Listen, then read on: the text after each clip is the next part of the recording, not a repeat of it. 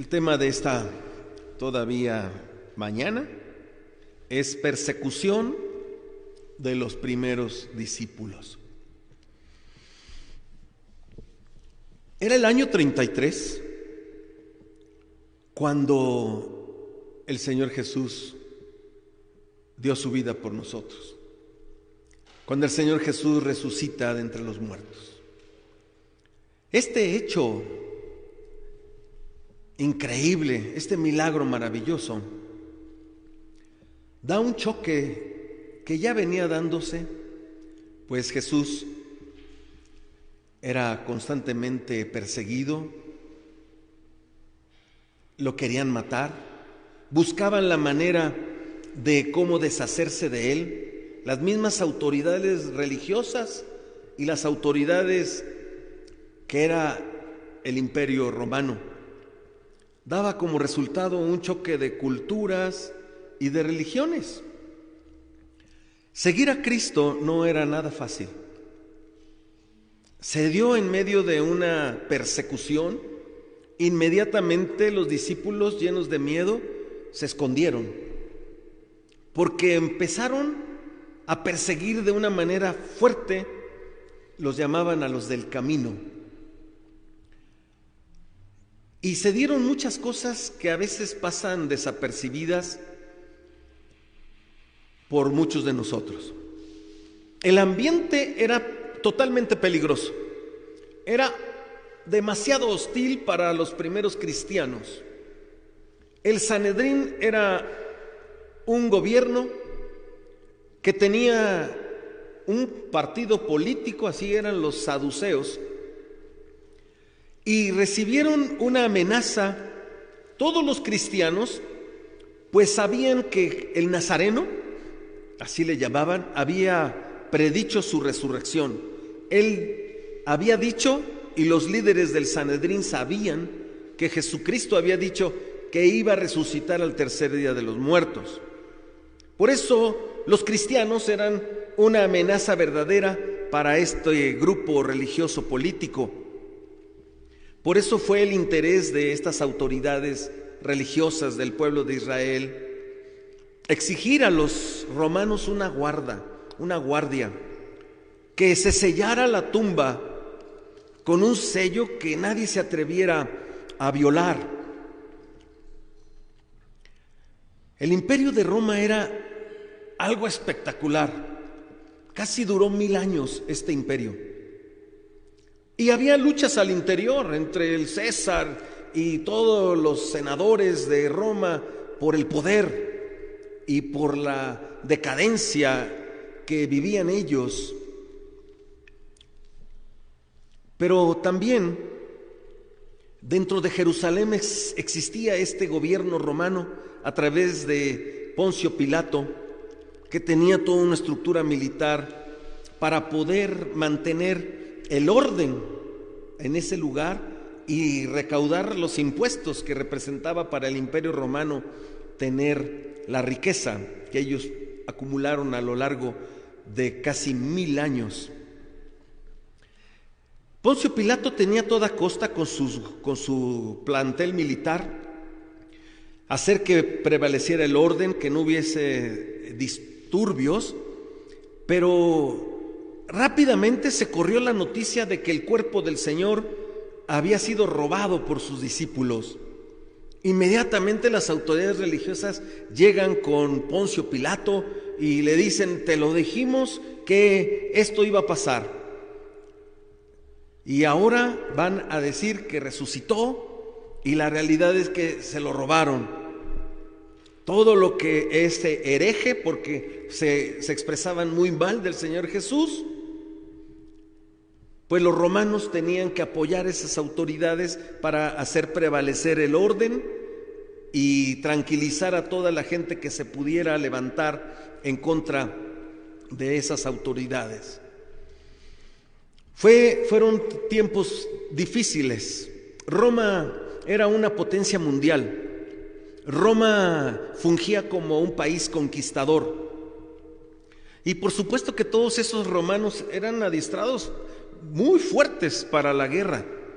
Eran gladiadores, eran hombres diestros con la espada, con todo tipo de armas que ellos manejaban para que su imperio no cayera. Eran militares que tenían que estar lejos de sus familias, lejos de su país, pero eran una superpotencia mundial, pero también eran idólatras. Ellos adoraban al dios Sol, algunos a Minerva, otros adoraban a Marte. Y los judíos pues estaban esperando al Mesías. Los judíos esperaban aquel libertador. Ellos esperaban que los liberara un líder de ese peso de Roma.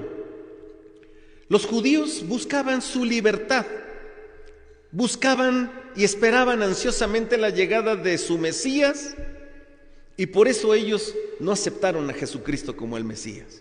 A ellos les interesaba, como judíos, que alguien los liberara de los romanos.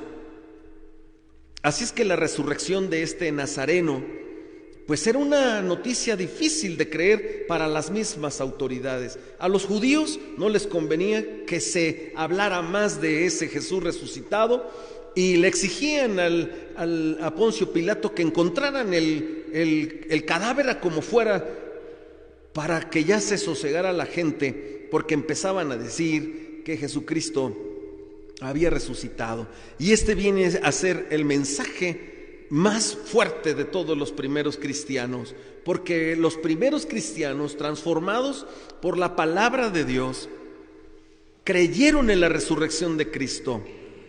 Y esto sabían las autoridades que provocaría disturbios, y lo querían aplacar a como diera lugar, como es el caso de la lectura que acabamos de hacer.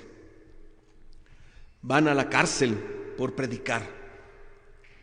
Sigue habiendo esa hostilidad hacia los cristianos, ese rechazo, ese repudio. Lo podemos ver con nuestros amigos. Si usted ahora a través de los medios electrónicos le habla a alguien del Señor, inmediatamente creyentes en otras cosas o no creyentes lo tiran a uno de a loco. Pero así fue el principio de toda esta persecución y de toda esta lucha para que los verdaderos discípulos del Señor y todos los que el Señor convirtió en esa primera iglesia primitiva pudieran ellos dar testimonio al mundo que creían en un Cristo vivo y resucitado. Esa pequeña comunidad de cristianos creció rápidamente. Dios nos dice ahí en la palabra del Señor que el día del Pentecostés 3,000 creyeron en el Señor, fueron bautizados 3,000, y poco después dice la palabra de Dios que fueron 5,000 varones, pero dice varones. Queremos pensar que eran mucho más porque habían mujeres y habían niños, pero esos son los datos que nos proporciona la palabra de Dios. No sabemos si los primeros 3,000 incluyen los 5,000, pero finalmente fue un crecimiento muy rápido. Y es así como le corresponde a este pequeño grupo de cristianos ser fortalecidos con la fe en Jesucristo, de un Cristo resucitado al que van a poder ver, porque el Señor en esos 40 días para llegar a la ascensión, para ir al cielo, el Señor Jesucristo tiene apariciones esporádicas en diferentes lugares con sus discípulos. Fue verdaderamente impactante para ellos ver nuevamente a Cristo cuando lo habían visto crucificado y muerto, y estaba lleno de personas allí cuando vieron que le metieron la lanza al Señor y salió agua con sangre, evidencia médica, científica de que el cuerpo está muerto totalmente. Ya no hubo necesidad de romperle las piernas. A los otros sí, porque no estaban crucificados de la misma manera. Pero como duraron más, la orden fue quebrarle los pies, y así lo hicieron. Pero a Jesús no. Jesús murió. Y entonces volverlo a ver, volverlo a escuchar, y ya no de una manera como lo habían visto antes, sino con un cuerpo distinto, espiritual, capaz de comer y de traspasar los muros, porque estaban cerradas las puertas. Esa fe es la que hoy nos abraza a nosotros como gentiles. El testimonio de aquellos primeros cristianos fue tal su lucha, fue tal su vivencia, que hasta el día de hoy sigue el Señor atrapando a mujeres y a hombres y a familias y a niños, para que esos pequeños cristianos que sufrieron, hoy tengamos nosotros la bendición de ser la iglesia de Cristo. Y esto nos hace ser un grupo de personas, no religión. Yo le digo a muchos de mis amigos cuando se niegan a escuchar la palabra de Dios, no es religión, le digo. Nosotros tenemos una relación con Cristo. Porque la religión no va a salvarte. El que salva es Cristo. Ninguna religión salva. El que salva es Cristo. Así es que estos primeros cristianos, que nos dan lecciones muy hermosas a lo largo de los pasajes que están escritos, porque como primeros cristianos lograron tener una unidad muy importante, como no se da en muchas de las iglesias. Lograron tener una armonía muy especial, como no se da mucho en nuestras iglesias. Habemos muchos que no queremos compromiso con la iglesia. Y no lo digo por alguien en especial. A lo largo de toda mi vida sí lo he visto en las iglesias, en todas. Se paran, se van, ni saludan, porque no quieren comprometerse con nada. Que no les digan, que no les sugieran. Y no es aquí, repito, en todas. Este ejemplo de unidad, este ejemplo de armonía, eran verdaderamente admirables, porque pudieron ver los primeros cristianos el rostro del Cristo que había muerto en la cruz, lo vieron ahora nuevamente resucitado. Un elemento muy importante para la vida del cristiano, saber que creemos en un Cristo resucitado. Y por eso el Sanedrín, los religiosos líderes del pueblo judío, se empeñaban a toda costa por perseguir a los que predicaban a Cristo o los que enseñaban acerca de la resurrección de Cristo, porque este es el contexto de los capítulos anteriores de este capítulo 5 de Hechos. El Sanedrín es quien toma acciones contra los primeros cristianos. Se da una persecución muy fuerte por parte del Imperio Romano y por parte de los judíos y sus líderes, que a toda costa pesaba sobre ellos el haber asesinado al Señor Jesucristo. Pesaba sobre ellos y sobre la multitud de Jerusalén. Pues recuerden que ellos gritaban: crucifícalo, sí, no me importa, que para ti sea justo, Pilato, que caiga la maldición sobre nosotros y sobre nuestros hijos. Eso gritaban las multitudes. Fue una situación muy difícil para los primeros cristianos, y tener encima a las autoridades. Por eso es que la palabra de Dios nos enseña en los capítulos anteriores al 5 que estas autoridades eclesiásticas, el Sanedrín, tomó acciones muy duras, muy fuertes en contra de los primeros cristianos. Y por eso se va a la cárcel donde ellos los tenían detenidos, pero después hay otra cárcel que ya es la que tienen los romanos, y ahí es donde los mandan. Si quieren acompañarme en el capítulo 4, vamos a ver el versículo 18, dice: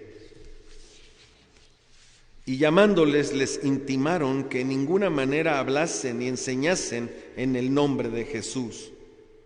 Después tenemos en el 22, dice: ellos entonces les amenazaron y les soltaron, no hallando ningún modo de castigarles por causa del pueblo, porque todos glorificaban a Dios por lo que se había hecho. En el 21 dice: ellos entonces les amenazaron y les soltaron, no hallando ningún modo de castigarles por causa del pueblo, porque todos glorificaban a Dios por lo que se había hecho. Así es que esta es la lucha que tienen los primeros cristianos contra todas las autoridades, y tienen que sufrir por predicar el evangelio de Jesucristo, hablar de Jesús o de la resurrección de Cristo. Este es el mensaje central de la fe del cristiano. Necesitamos predicar a Cristo resucitado, que la gente sepa que nuestra fe está cimentada en un Cristo vivo, en un Cristo resucitado, en un Jesucristo que es el Dios creador del universo y que Él viene pronto por la iglesia. Necesitamos estar preparados, listos como aquellas vírgenes que unas se prepararon para la llegada del esposo y las otras se durmieron en sus laureles, y cuando llegó el esposo ya no tenían aceite. Solamente las que compraron aceite suficiente, los que tuvieron en cuenta la importancia de lo que representaba la llegada de su esposo, se prepararon aquellas vírgenes para recibir a su esposo y no les faltara el aceite de sus lámparas. Este ejemplo el Señor lo puso en su palabra para que aprendas a medir la importancia del tiempo de tu vida. ¿Qué es lo que has hecho hasta ahora? ¿Qué has hecho por Cristo y por su iglesia? Desde hace tiempo que a los 33 años, hoy tengo 62, bueno, casi 62, pero a los 33 años, en esta fecha del que va a ser el mensaje de hoy, la edad en la que tiene el Señor Jesús, manejando en Tlalpan, saliendo de uno de mis trabajos, yo preguntaba al Señor, venía orando y platicando con Él, le decía: Señor, tengo la misma edad que tuviste cuando ya habías terminado tu obra aquí en la tierra. ¿Y yo qué he hecho, Señor, en estos 33 años? No he hecho nada, Señor. Ayúdame, Padre, para salir de como estoy, en esa zona de confort donde no me quiero involucrar con nada, no quiero que me pida nada, me mantengo al margen, yo soy individual y nadie se mete conmigo. ¿Qué error tenemos tan grave desde jóvenes cuando desean salirse de la casa? Cuando no satisface el padre o la madre sus expectativas, cuando son duros en su corrección o en su instrucción que nos dan como padres. ¿Qué dice el hijo? Ya tengo 18 años, ya no se metan conmigo o me largo de la casa, ¿no? Bueno, pues entonces esa valentía lo único que nos hace ver es la inmadurez que tenemos ante la vida y ante el respeto que le debemos tener siempre a nuestros padres. Hermanos, la palabra de Dios es útil. La palabra de Dios redarguye de nuestro pecado. La palabra de Dios nos indica el camino que debemos seguir. Pero somos necios, duros y testarudos y no queremos someternos a la autoridad de nuestro Dios. Estos discípulos, esta primera iglesia primitiva, ellos dejaron claro en su vida que Dios era lo más importante para ellos, que la fe en Cristo Jesús era la razón de su vida y la razón de perder la vida si fuera necesario para predicar al Señor. A pesar de que la autoridad estaba en su contra, a pesar de que los mandaron a la cárcel por haber predicado a Jesucristo, ellos dejaron muy claro que ellos tenían que obedecer primero a Dios que a los hombres. Y es así entonces que se da lo que ya acabamos de leer. Si tienen su Biblia abierta, en el versículo 12, dice el Hechos 5:12, dice: y por la mano de los apóstoles se hacían muchas señales y prodigios en el pueblo, y estaban todos unánimes en el pórtico de Salomón. Hermanos, el hecho de que los apóstoles por su mano podían hacer prodigios y milagros tremendos, no quiere decir que estaba en el poder de ellos hacerlo. Fue un don que Dios les dio a aquellos apóstoles para que en ausencia del Señor Jesús la gente pudiera ver que ese poder de Dios se manifestaba en la vida de los que eran sus discípulos, sus apóstoles. Es por eso que lleva a los apóstoles a hacer cosas muy increíbles. Pero esos milagros Dios los hacía a través de ellos. Porque aquí el texto dice escuetamente que por la mano de los apóstoles, pero hermanos, es la mano de Dios obrando en la vida de sus apóstoles, y era importante que hicieran esas señales y prodigios en el pueblo, pues era importante que el Señor ya no estaba como antes con ellos, pero estaba con ellos, y por eso podían reunirse en ese pórtico de Salomón. Ese pórtico tiene una enseñanza importante. Era un pórtico que servía para la entrada del templo y tenía dos columnas. Esas 2 columnas tenían sus nombres. Una era Jaquín y significaba la presencia de Dios, significaba la fuerza de Dios, la misericordia de Dios obrando en la vida de su pueblo. Y dice la Biblia que el Señor Jesús paseaba también frecuentemente por ese pórtico, por la puerta del templo de Salomón. Allí en ese pórtico, donde había dos columnas de bronce, recuerden que el bronce habla de la justicia divina. El bronce habla del juicio de Dios.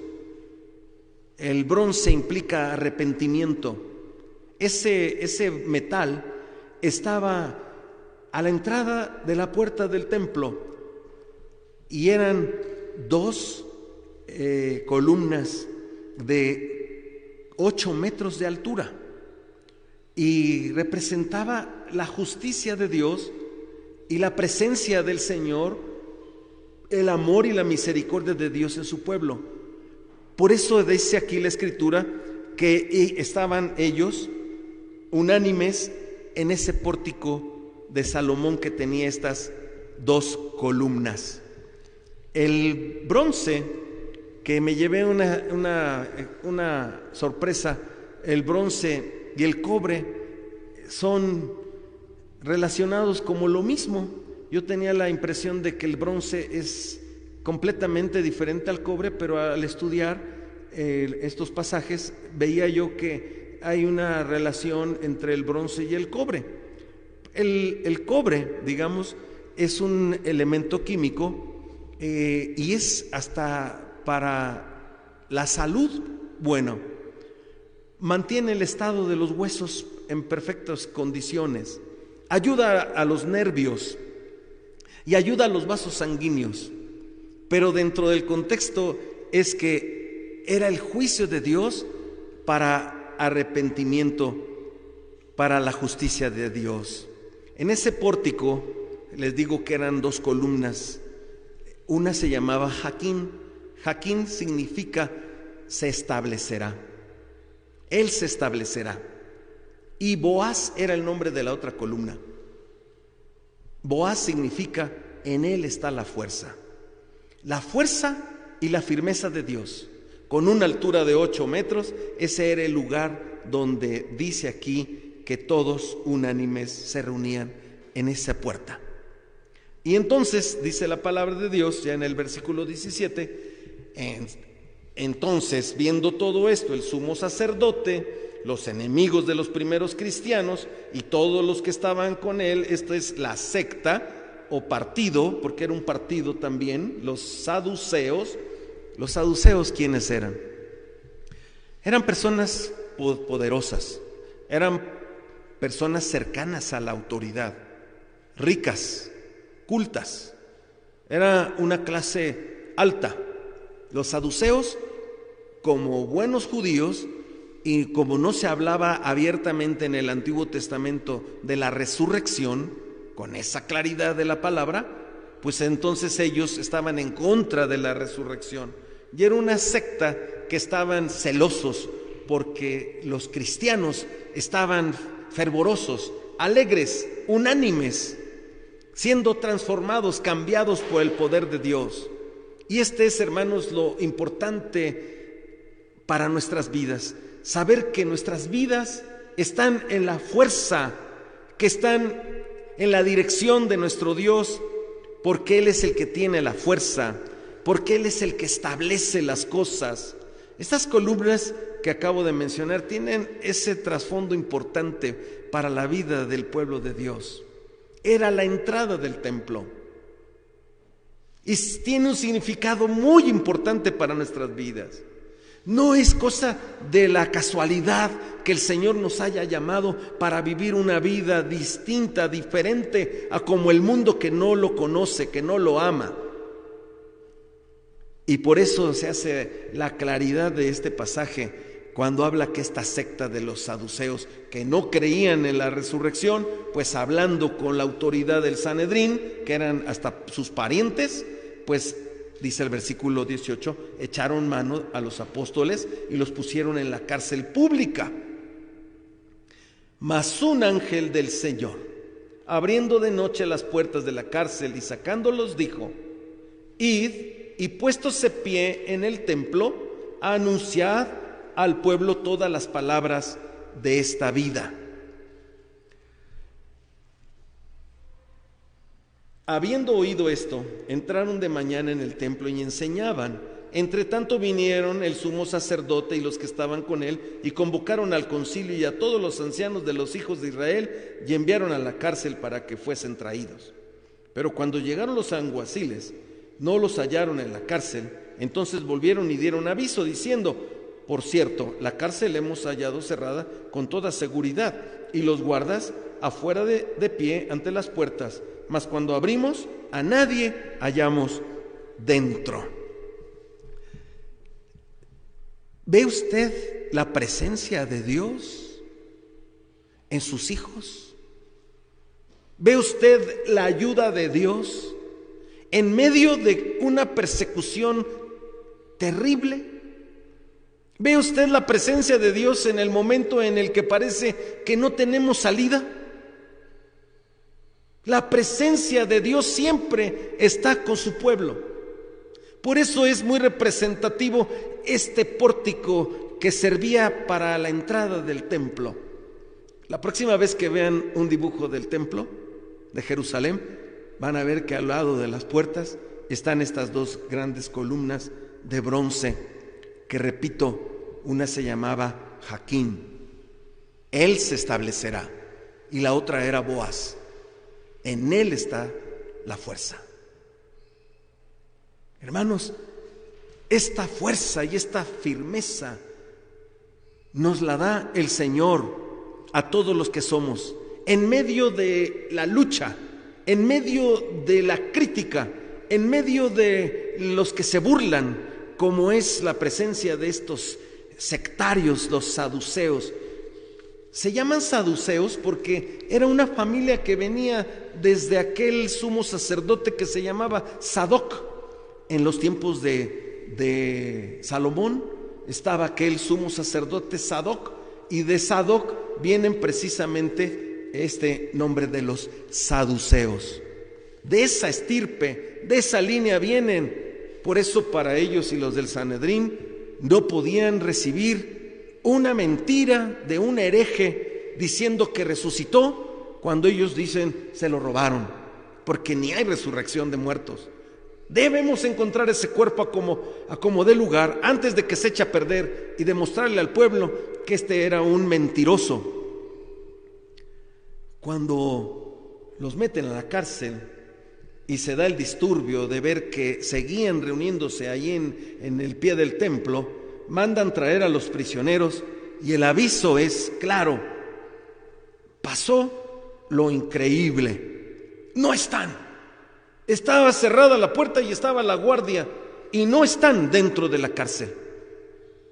Qué milagro tan importante, tan impactante para esas personas que estaban viviendo situaciones muy difíciles de creer. Cuando llega el momento de que muere el Señor, esas 3 horas de oscuridad, se partieron las rocas, hubo un gran terremoto. A todos nos estremecen los terremotos. Empieza uno a sentirse mareadito y dice: ¿está temblando? ¿Está temblando? No está temblando. Ya se vuelve la tranquilidad. Pero empieza uno a moverse tantito, porque la sangre se acomoda en el cerebro de una manera diferente. Está temblando, ya hay un susto inmediatamente. 3 horas de oscuridad, de total oscuridad, un gran terremoto, y todo lo que vivieron. Ahora que están viendo cómo meten a alguien a la cárcel y cuando mandan por ellos, resulta que de manera increíble no estaban en ese lugar que los pusieron.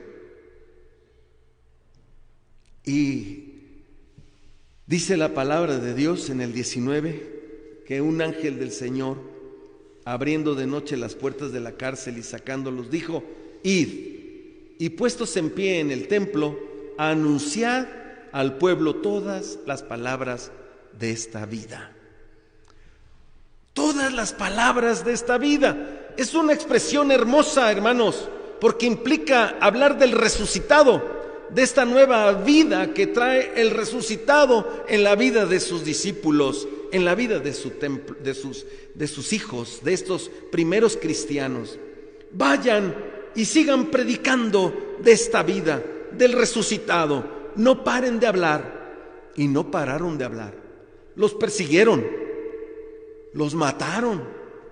A todos los apóstoles los mataron, los hicieron pedazos. Pero corrió la palabra de Dios.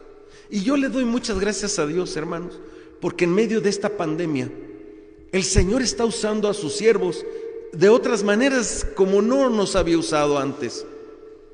Ya muchos, por cuestiones de negocio, ya lo hacían a grande escala, pero la verdadera predicación de la palabra estaba al interior de las iglesias cristianas, donde nos caracteriza 3 cosas como la verdadera iglesia de Cristo. Se predica correctamente la palabra de Dios. Tenemos 2 sacramentos y se ejerce la disciplina, que implica educar, pero también ejercer disciplina de tipo judicial cuando alguien se sale de las cosas que son lo correcto. Estas 3 características solamente las tiene la verdadera iglesia de Cristo desde el principio. Y este ángel del Señor, dejándolos en libertad, les da la instrucción de ir nuevamente y ponerse de pie allí en el templo, donde era la entrada del templo, y anuncien al pueblo todas estas palabras del resucitado, de la vida del resucitado. ¿De qué manera tan clara está esta orden de Dios para todos los que creemos en el Señor Jesucristo? No importa cárcel, no importa enemigos, no importa que nos persigan, que nos hagan pedazos. Necesitamos seguir predicando el Evangelio de Jesucristo, les guste o no les guste a las personas. Yo se lo he tenido que decir a alguien muy duro. Te vas a acordar en el infierno del amor de Cristo, cuando te habló, cuando quiso que abrieras tu corazón. Pero eres tan duro que vas a estar la eternidad en el infierno, acordándote que tuviste la oportunidad del llamado de Cristo. Y esa es la obligación de todo cristiano. Necesitamos seguir predicando la vida que es Cristo Jesús. Él lo dijo: yo soy la resurrección y la vida. El que cree en el Hijo de Dios tiene la vida eterna. El que no cree en el Hijo de Dios no tiene la vida. Y no dice tendrá. Fíjese cómo dice la Escritura: el que tiene el Hijo de Dios tiene, presente, tiene, no tendrá. Tiene, pero el que no tiene al Hijo de Dios no tiene la vida. Está muerto en su vida espiritual, está muerto para Dios, aunque ande caminando y corriendo, y al rato volvamos a estar en el mercado y en los parques. La gente no sabe que está muerta delante de Dios porque no tienen la vida. El que tiene al Hijo de Dios tiene la vida. Y todo esto se da en este margen, hermanos, de cómo se persigue a la iglesia de Cristo en los primeros años. Cuando oyeron estas palabras, el sumo sacerdote y el jefe de la guardia del templo y los principales sacerdotes dudaban en qué vendría a parar aquello. Pero viniendo uno, les dio esta noticia: he aquí los varones que pusisteis en la cárcel están en el templo y enseñan al pueblo. Entonces fue el jefe de la guardia con los alguaciles y los trajo sin violencia, porque temían ser apedreados por el pueblo. La lectura era hasta el 32. No sé por qué tuve este error al principio cuando leímos la escritura, pero es hasta el 32. Dice el versículo 27: cuando los trajeron, los presentaron en el concilio, y el sumo sacerdote les preguntó diciendo: nos mandamos estrictamente que no enseñaseis en ese nombre, y ahora habéis llenado a Jerusalén de vuestra doctrina y queréis echar sobre nosotros la sangre de este hombre. Respondiendo Pedro y los apóstoles dijeron: es necesario obedecer a Dios antes que a los hombres. El Dios de nuestros padres levantó a Jesús, a quien vosotros matasteis colgándole en un madero. A este Dios ha exaltado con su diestra por príncipe y salvador, para dar a Israel arrepentimiento y perdón de pecados. Y nosotros somos testigos suyos de estas cosas, y también el Espíritu Santo, el cual ha dado Dios a los que le obedecen. Es que en la vida del cristiano necesita haber un progreso. Ese progreso está en las manos de Dios. Cuando uno estudia la palabra de Dios y la mete en tu mente y en tu corazón, la vida es diferente. El Señor dijo que Él preparó de antemano el camino por el que habríamos de caminar. En la soberanía de Dios no hay nada que se le escape al Señor. Él es soberano. Él sabe lo que va a pasar. Él sabe si va a haber persecución en el futuro. Él sabrá si tendremos que dar la vida por Jesucristo. Pero ahí está la palabra: bienaventurado aquellos que por mi causa los persigan o sufran toda clase de vituperios, porque ellos recibirán doble galardón. Así es que sufrir por Cristo y morir por Cristo, y por predicar la verdad de Cristo y por anunciar el evangelio de Jesucristo, si nos cuesta la vida, gloria a Dios, porque así sufrieron los apóstoles. Cualquier persona diría: ve qué clase de Dios, sus apóstoles los abandonó y a todos los hicieron pedazos. ¿Quieres que yo crea en ese Dios?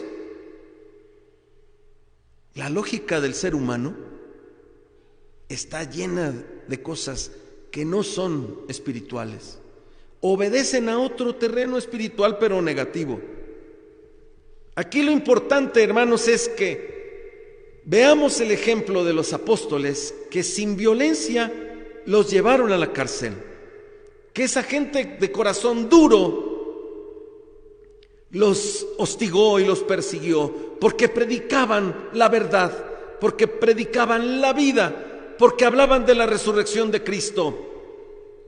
Dios tiene todo, hermanos, absolutamente su control. Somos la iglesia de Cristo y necesitamos enseñarle el camino de la salvación a todos los que no creen en el Señor Jesucristo. Necesitamos predicar la obra del Señor Jesucristo con la ayuda del Espíritu Santo para hablar de Cristo, porque es importante saber vivir los tiempos que estamos viviendo. Es muy importante, hermanos, estar en el verdadero fundamento que Cristo puso, que es el Evangelio de Jesucristo. este fundamento que puso en los apóstoles y que dieron su vida por el autor y el consumador de la fe. No es necesario ser religioso. Lo que necesitamos es tener una relación verdadera con el Señor Jesucristo a partir de esa gloriosa resurrección, y que todos los que somos resucitados y tenemos la vida necesitamos predicar la vida como tal, y se lo dijo este ángel del Señor: id y puestos en pie en el templo, anunciad al pueblo todas las palabras de esta vida. Que Dios nos bendiga.